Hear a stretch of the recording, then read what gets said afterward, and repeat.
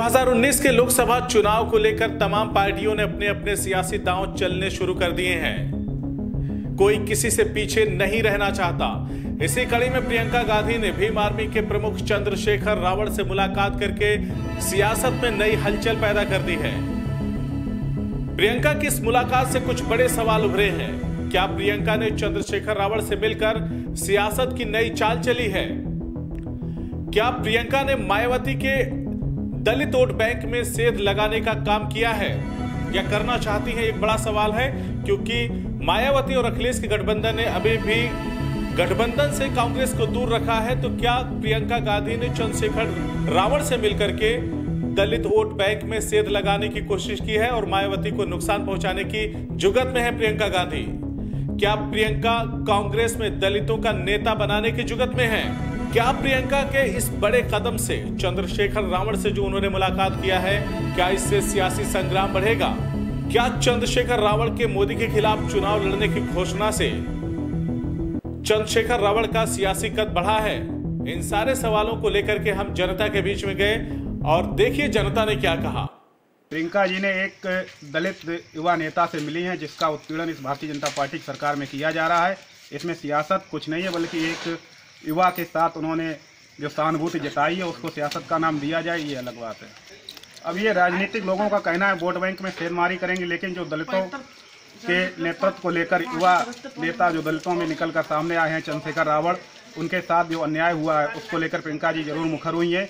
अगर दलित लोगों को लगेगा कि चंद्रशेखर रावण उनका विकल्प बन सकते हैं तो निश्चित रूप से इसमें सेंधमारी की जाएगी। सियासत तो उनके पूर्वज भी चलते रहे हैं, राजनीति में रहे हैं। अगर नई चाल और पुरानी चाल में अगर फर्क समझा जाए तो हमारी समझ में ये तो निरर्थक बात है। ये तो बहुत पुराने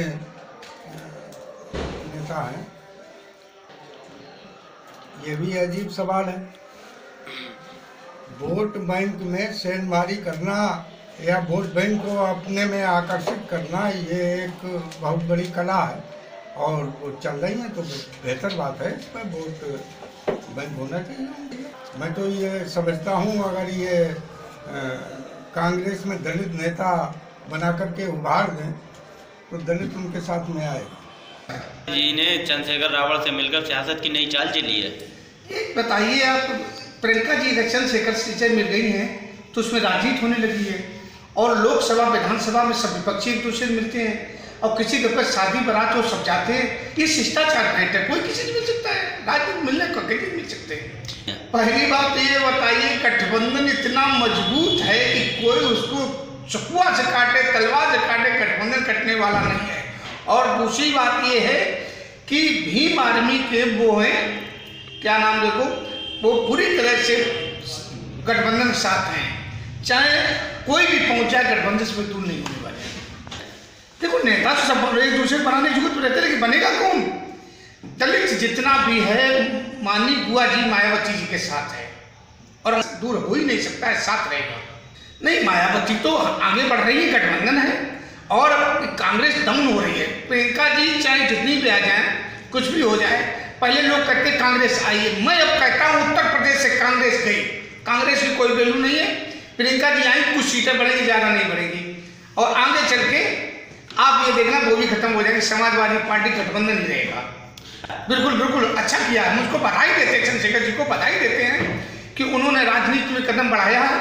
और उन्होंने एक बात और कही है कि मायावती जी या अखिलेश जी बनारस से लड़ते हैं तो मैं नहीं लड़ूंगा, वरना मोदी जी के खिलाफ लड़ूंगा। और जनता इतनी तरह कर रही है कि अत्याचारी, दुराचारी, भ्रष्टाचारी, बलात्कारी, नोटबंदी, जीएसटी, जुमलेबाजी से जनता उब चुकी है। अब मोदी को उत्तर प्रदेश और केंद्र में, देश में जनता भारतीय जनता पार्टी बिल्कुल नहीं चाहती है। देखो राजनीति पास में है, ऐसे मुझे तो नहीं लगता है कि प्रियंका जी चंद्रशेखर से मिली या चंद्रशेखर जी प्रियंका जी से मिले, लेकिन ये उनका पर्सनल मामला है। हम लोग आम जनता के लोग हैं, मुझे लोगों को इस चीज़ की जानकारी नहीं है कि उनके बढ़ने से वोट किसका बढ़ेगा किसका नहीं बढ़ेगा। मुझे इतना पता है कि जो सरकार, मौजूदा सरकार है, उससे भी लोग परेशान थे और हैं, और जो पहले भी सरकार रही कांग्रेस की, उसमें भी बहुत ज़्यादा परेशान थी। अब आगे क्या आता है आप लोगों के सामने होगा। मायावती के वोट बैंक में सेंधमारी करना चाहती हैं। अब चंद्रशेखर जी से अगर उन्होंने मुलाकात की है तो लग रहा है कि वोट की सेंधमारी करने की कोशिश कर रही है प्रियंका जी। लेकिन मुझे तो नहीं लगता है कि सेंधमारी हो पाएगी, क्योंकि दलितों की नेता तो मायावती कही आती हैं। अब ये तो आने वाला समय बताएगा कि कौन किसके साथ है और कौन किसके विपक्ष में है। ये तो आप लोग जानते हो, चुनाव नज़दीक है तो हर पार्टी चाहेगी मुझे हर जात का एक नेता मिल जाए, लेकिन इससे अब कोई फर्क पड़ने वाला नहीं है, क्योंकि जनता अब जात के ऊपर नहीं जाती, जनता अब विकास के नाम पर वोट देती है। जनता इतनी परेशान हो चुकी है कि अब वो जात का नेता को नहीं देखेगी, वो केवल विकास के और भ्रष्टाचार के खिलाफ वोट देना चाहेगी। बिल्कुल बढ़ेगा, क्योंकि प्रियंका जी चाहती हैं कि दलित वोट मुझे मिल जाए, मायावती जी चाहती हैं दलित वोट मुझे मिल जाए।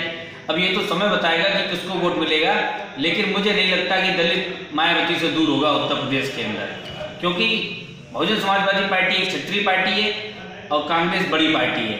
अब उन दोनों बीचों में संग्राम जो है आगे तय होगा क्या होगा। बिल्कुल बढ़ाया है, उसका कारण है वर्तमान में जो सरकार है उससे लोग परेशान हैं, जनता त्रस्त है, इसलिए उन्होंने सोचा कि मोदी जी के खिलाफ मैं चुनाव लड़ूंगा। ऐसे काफ़ी नेता लोग कह चुके हैं मैं मोदी जी के खिलाफ चुनाव लड़ूंगा। अब ये उनकी पर्सनल मैटर है कि वो मोदी जी के खिलाफ लड़ते हैं कि नहीं लड़ते हैं, लेकिन सरकार की नाकामियों को छुपाने के लिए और सरकार की नाकामियों को बताने के लिए चंद्रशेखर जी मोदी जी के खिलाफ चुनाव लड़ेंगे, और मुझे लगता है और भी नेता उनके खिलाफ चुनाव लड़ेंगे। अभी चंद्रशेखर रावण ने कांग्रेस की सदस्यता तो ली नहीं है, जब वो सदस्यता लेंगे ये तो उसके बाद ही डिपेंड किया जाएगा। अब प्रियंका जी का कदम एक जो अत्याचार किया गया है युवा पर और उसका दलित वर्ग से वो आता है, इस पर मायावती जी का क्या निर्णय होगा वो अलग चीज़ है। लेकिन प्रियंका गांधी जी जिस प्रकार से एक शोषित वंचित समाज के युवा को आगे लाने के लिए कार्य कर रहे हैं, निश्चित ही इससे दलित समाज प्रियंका गांधी की तरफ झुकाव करेगा। उसका कारण है कि अब जैसे कुछ सीटें उन्होंने छोड़ी हैं तो यहाँ भी उनको छोड़नी पड़ेगी। अब यहाँ से चाहे अखिलेश जी लड़े, अगर कम्बिनेशन होता है हो सकता है अखिलेश जी की जगह मायावती किसी को खड़ा करे। अब चंद्रशेखर ने घोषणा की है, ये मेरी जानकारी में नहीं है, लेकिन अगर मोदी जी के खिलाफ चंद्रशेखर रावण चुनाव लड़ेगा तो निश्चित रूप से इसमें मोदी जी को कठिनाई का सामना करना पड़ेगा। अगर आपको हमारी खबर अच्छी लगी तो खबर को लाइक करें, शेयर करें और चैनल को सब्सक्राइब जरूर करें। साथ ही स्क्रीन पर दिख रही घंटी को दबाएं ताकि आप तक हमारी सभी खबरों के नोटिफिकेशन पहुंचते रहें।